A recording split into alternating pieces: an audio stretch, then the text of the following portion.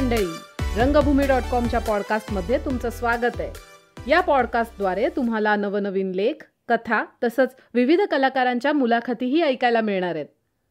या एपिसोडमध्ये आपण ऐकणार आहोत एक हलकी फुलकी रोमॅन्टिक कथा. ही कथा आपल्याकडे पाठवली आहे अनामिक वानखेडे यांनी. थँक्यू अनामिक.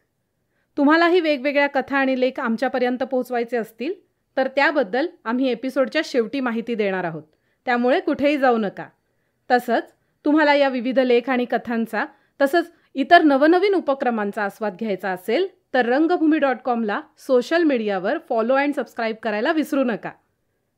तर सादर आहे अनामिक वानखेडे लिखित अजब प्रेमाची गजब कहाणी, चंद्र.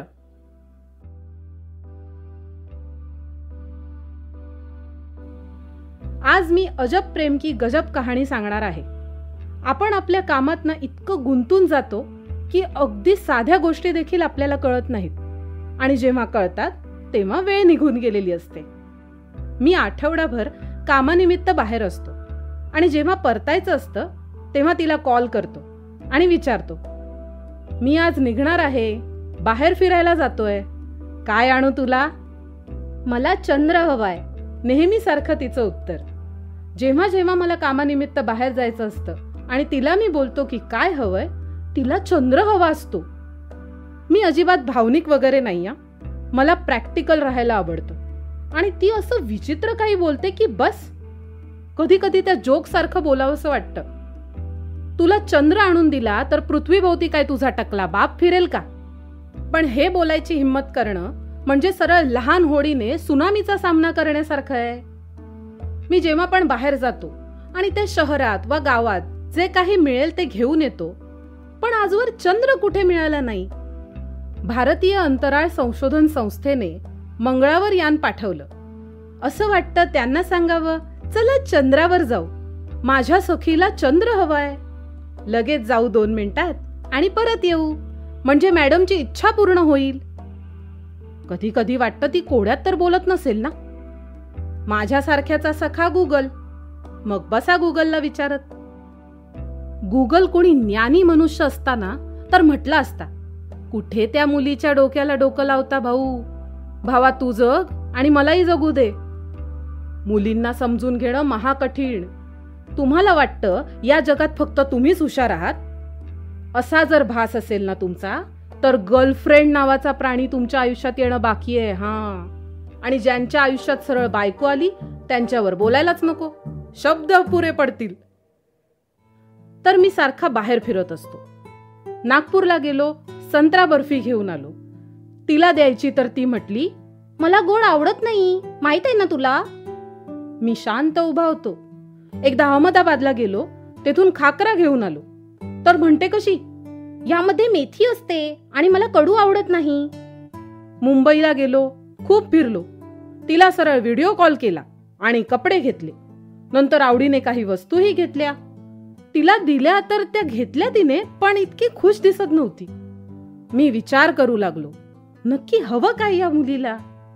जिथे जिथे गेलो तेथून काही ना काही घेऊन आलो, जेणेकरून घटना माझ्याही लक्षात राहील आणि तिच्याही. एकदा असंच आम्ही बाहेर असताना तिने मला विचारलं, आपलं लग्न होईल ना? मी हसलो आणि म्हटलं नाही. ती रडायला लागली. डोळ्यातून पाणी येत होतं. आणि खरं सांगू का, खूप गोड दिसत होती रडताना. अगदी त्या जोक सारखं की गर्लफ्रेंड रडताना इतकी क्यूट दिसते ना की कळत नाही हिला शांत करू का अजून एक बुक्का मारू. एकदा बाहेर भेटलो. शांतता होती. बरेच दिवसानंतर बोलत होतो. मी माझ्या कामाबद्दल सांगत होतो, तर ती सारखं काही ना काही प्रश्न विचारत होती. मग राहवलं नाही आणि मीच विचारलं, तुला खरंच चंद्र हवाय का ग? ती माझ्याकडे बघू लागली. काही वेळ विचार करत होती. तिचं असं बघणं मला विचित्र वाटू लागलं. कधी थोड्या वेळासाठीही तिचा चेहरा दिसला की मी खूप खुश होतो. आम्ही नेहमी एकमेकांना बघण्यासाठी आतुर असतो. पण आज समोरासमोर असताना तिचं असं बघणं खटकलं. तिने माझा हात हातात घेतला. मी खुश झालो आणि थोडा सावध पण होतो. मुलींच्या डोक्यात काय सुरू असतं त्यांचं त्यांनाच माहित. मी तिच्या डोळ्यात डोळे टाकून बघू लागलो. ती म्हटली, मला आयुष्यात काहीच नको. मी मनात विचार करू लागलो, मग उगाच चंद्र चंद्र का ओरडते ही मुलगी. ती थांबली आणि म्हटली, मला चंद्र पाहिजे. आली परत त्याच विषयावर. आता मी पुन्हा चक्रावून गेलो, डोक्याला हात लावला आणि मिंटॉस सारखा डोक्यात प्रकाश पडला. मी स्वतः टकला, म्हणजे हिला मी पाहिजे, हिचा चंद्र मी. कॉलेजमध्ये असताना माझ्या नावावर फिश पॉन्ड मध्ये चंद्र म्हणणारी हीच. मी नेहमी अगदी लहान कटिंग ठेवतो म्हणून मुलं मला चंद्र म्हणतात. इतक्या दिवसानंतर मला कळलं. मी तिच्या समोर उभा राहिलो आणि म्हटलं, आज तुला तुझा चंद्र मिळाला. तर ही होती अनामिक वानखेडे लिखित कथा चंद्र. पुन्हा एकदा मी तुमचे खूप आभार मानते अनामिक. थँक्स, तुम्ही ही कथा आमच्यापर्यंत पोहोचवलीत.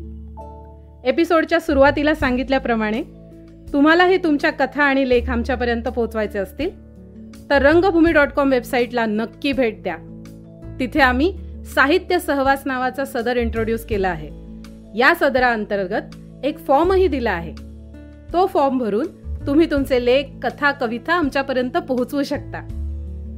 तसंच रंगभूमी.com पॉडकास्टला सबस्क्राईब करायला विसरू नका. आणि ही कथा आवडली असेल तर तुमच्या फॅमिली आणि फ्रेंड्स बरोबर नक्की शेअर करा. तर भेटूया पुढील एपिसोडमध्ये एका नवीन कथेसोबत, एका नवीन लेखासोबत. तोपर्यंत काळजी घ्या मंडळी. धन्यवाद.